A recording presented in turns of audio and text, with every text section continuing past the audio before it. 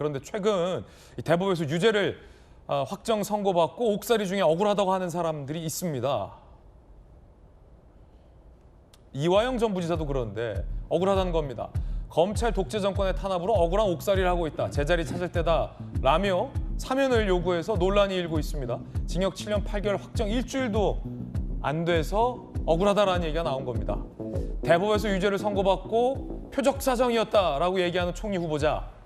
이재명 대통령의 과거 측근이었죠. 이화영 전 경기부지사. 대법에서 확정 판결 받고 유죄를 억울한 옥살이다라고 얘기하고 있는 것. 여러분은 어떻게 생각하십니까? 자, 그뿐만이 아닙니다. 억울하게 옥살이 하고 있으니 빨리 사면해줘야 된다라고 요구하는 사람들이 또 있습니다. 들어보시죠. 조국 전 대표입니다. 수감 중인 조국을 빨리 만나려면 이재명을 대통령 만들어야 된다. 조국 혁신당 의원들은 이렇게 얘기한 바 있습니다. 사면을 요구하고 있기도 합니다. 건건이 다 다릅니다. 조국 전 대표, 이화영 전 부지사, 그리고 김민석 총리 후보자. 그런데 이 대법에서 유죄가 난 것도 이렇게 억울하다라고 하면 이 사법 시스템과 관련돼서 좀 국민들이 어떻게 생각할지와 관련된 논란도 제기되고 있는데요. 어떻게 보십니까?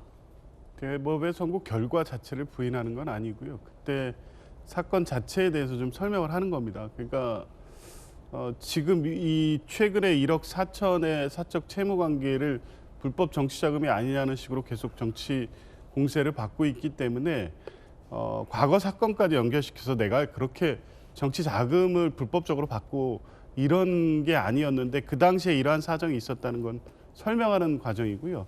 오늘 올린 거는 2008년의 사건이 아니라 2002년의 사건에 대해서 자세히 SNS에 올렸더라고요. 그 내용을 보면 그때 아마 서울시장 선거 당시에 2억 원가량의 SK 정치 자금이었던 것 같은데 그게 서울시장 선거다 보니까 개인의 후원 계좌가 있고 중앙당의 후원 계좌가 있는데 이 처리 과정에서 본인이 그게 정치 자금으로 들어와서 처리된다는 것을 인지하지 못했는데도 불구하고 한참 시간이 경과한 후에 검사가 와서 이거 왜 이렇게 하지 않았냐 이렇게 물어보고 그 당시는 이 노무현 대통령 관련된 대선 자금 수사가 검찰로부터 대대적으로 진행이 되는 과정이었습니다. 그때 주요 기업들이 노무현 대통령에게 대선 자금을 주었다는 혐의로 줄줄이 불려와서 조사받고 있었던 때였기 때문에 그것과 결부돼서 같이 김민석 당시 서울시장 후보에 대해서도 불법 자금, 정치 자금으로 몰아가서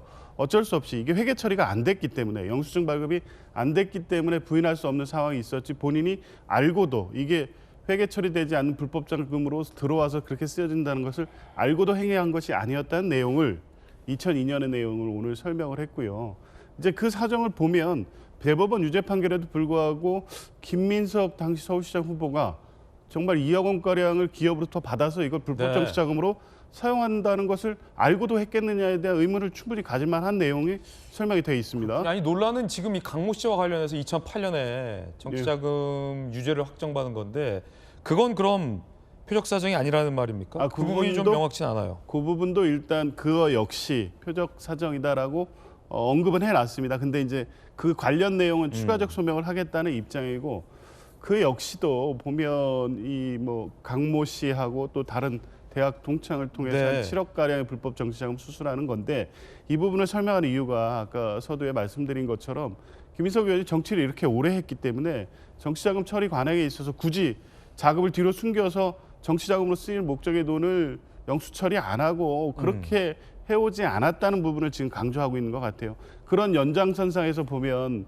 지금 1억 4천 문제도 더군다나 내가 과거에 2번이나 정치자금 문제로 그렇게 고초를 겪었는데 이 정도 금액에 대해서 당연히 문제가 안 생기도록 차용증도 쓰고 다만 사정이 여의치 않아서 이렇게 몰아서 갚고 대출받아서 갚고 못 갚은 부분은 공직자 재산 신고 때 사적 채무로 정확히 신고돼 있고 이걸 이렇게 전체적으로 봐달라는 취지인 거죠. 아마 이게 이 당시 표적 사정이었다라는 부분에 대한 추가적 설명, 2008년 건에 대해서는 설명이 있을 거고요. 그 과정에 대한 설명을 통해서 지금 2020년, 25년 시점에서 이루어지는 이 돈 거래가 내가 이러한 사정을 겪어왔는데 이걸 불법 정치 자금으로서 1억 4천 정도를 받기 위해서 이걸 모른 채 하고 그렇게 받아놓은 돈을 사적 채무로 신고하고 그랬겠느냐 이런 부분을 설명하는 과정에 있기 때문에요. 저는 추가적인 설명을 통해서 납득할 만한 해명이 될 수 있을 거라고 저는 봅니다. 예,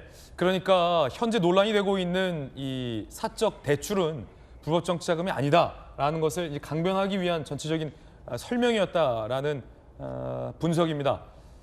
설사 총리 후보자의 얘기대로 표적 사정의 측면이 있었다 하더라도 불법 정치 자금 수수 유죄가 무죄가 되진 않습니다. 당시 유죄를 선고받았던 이 불법 정치 자금을 제공했다라는 그 강 씨에게 갚지 않은 채무를 왜 지고 있는지에 대한 해명은 아직까지는 뭐 충분치 않다라는 게 이제 조기현 변호사님도 언급하신 짚어주신 대목 같아요.